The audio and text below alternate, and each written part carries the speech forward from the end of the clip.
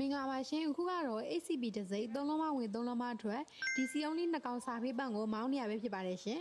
ဒီပန့်ကိုဝယ်ယူသွားတဲ့ customer ဆိုရင်သူတို့ကဇီးကုန်းမျိုးနယ်ပုတ်ပါရွာကနေတကူတကလာရောက်ဝယ်ယူပေးရပါ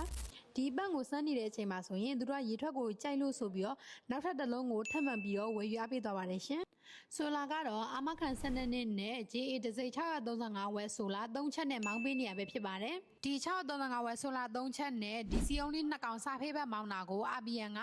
2900 3000ဝန်းကျင်ထိတော့တက်ပါတယ်ရှင်ဒါကတော့ဆိုလာ3ချက်နဲ့မောင်းထားတဲ့ရေထွန်းနှုံးပဲဖြစ်ပါတယ်ရှင်ဒီ SCB တစ်စိမ့်စာဖေးပန့်မှာဆိုရင်ပန့်နဲ့ကိုထိုလာမှာအာမခံတစ်နှစ်ရရှိမှာပဲဖြစ်ပါတယ်ရှင်